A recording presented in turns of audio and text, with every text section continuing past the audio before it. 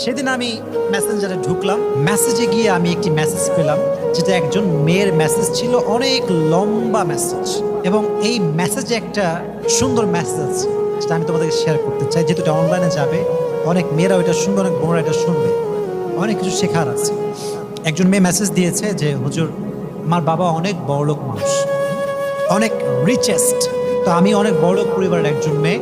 আমার ফার্স্ট বিয়েটা হয় বাবা মায়ের ইচ্ছায়। আব্বা আম্মা একজন ছেলে দেখে আমাকে বিয়ে দেয়।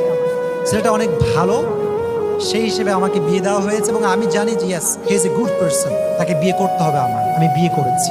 কিন্তু হুজুর, আমি আপনাকে কি বলবো, সে মেসেজগুলো এভাবে লিখেছে। বিয়ের পর দেখলাম যে তার character is totally has changed, পরিবর্তন হয়ে গিয়েছে। তার কথাবার্তা আগের মতো নেই, তার অ্যাটিটিউড চেঞ্জ। ওয়াইফের সঙ্গে যে বিনয়ের সঙ্গে কথা বলতে হয়, ভালোবেসে কথা বলতে হয়, এটা সে বোঝেই না, জানেই না।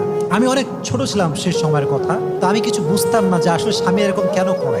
একটু বড় হওয়ার পরে বুঝতে পারলাম, ছেলেটা আসলে আমাকে বিয়ে করে নাই, আমার বাবার টাকাকে বিয়ে করছে। সে আমার সঙ্গে বিয়ে বসে নাই, টাকার সঙ্গে বিয়ে বসেছে। তো আমার আব্বা এরই মাঝে, মানে এই বিয়ের মাঝেই তাকে এত কিছু দিয়েছে যে তাকে আর ডান বাম তাকাতে হবে না। তো সে আমাকে পরোয়া করে না। অনেক দিন ট্রাই করেছি কনভিন্স করার, তার সঙ্গে মানিয়ে থাকা।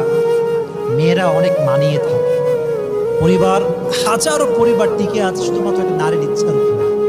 নারী সবসময় বলে সরি, সবসময় মাথা থেকে নিচের দিকে, অলওয়েজ মাফ চেয়ে চলে, তাই পরিবারটা টিকে আছে। না, কিছু স্বামী এত খারাপ, নারী যদি ধৈর্যশীল না হতো, লক্ষ লক্ষ পরিবারে আজকে ডিভোর্স হয়ে যেত। ঠিক না বলেন? তারা সবর করে থাকে বলে অনেক পরিবার টিকে আছে।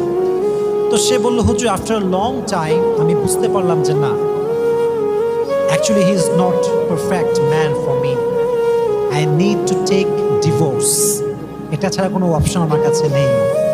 তো আমি অনেক বাবাকে বুঝিয়ে, অনেক কষ্ট করে আমি ডিভোর্স নিয়েছি। যুবক ভাইয়েরা, কি নিয়েছি? ডিভোর্স নিয়েছি। এখানেই কিন্তু কথা শেষ না। এখানে শেষ হলে আমি বলতাম যে এটা আমি কখনো ওয়াজ মাহফিলে বলবো না, কাউকে বোঝাতেও যাবে না, because it's a common story. স্বাভাবিকভাবে এটা হয়ে থাকে, মাঝে মাঝেই হয়। পরে এই মেয়েটা ডিভোর্স হওয়ার পরে একজন মেয়ে একা কয়দিন থাকতে পারে ভাই? বিশেষ করে যে মেয়েদের বিয়ে হয়ে যায়, তাদের আচরণটা পরিবর্তন হয়ে যায়, মাইন্ডসেট পরিবর্তন হয়ে যায়। তারা তখন জীবন সঙ্গী ছাড়া থাকতে পারে না। আমরা যারা সিঙ্গেল, আমরা আগেও সিঙ্গেল, এখনো সিঙ্গেল, থাকলেও কি না থাকলেও কি, আমরা ওটা বুঝিই না। যাদের কেউ হয়ে যায়, তারপরে ব্রেকআপ হয়, ডিভোর্স হয়ে যায়, তার একা থাকতে অনেক কষ্ট হয়। ঠিক কিনা বল? তো মেয়েটা বললো,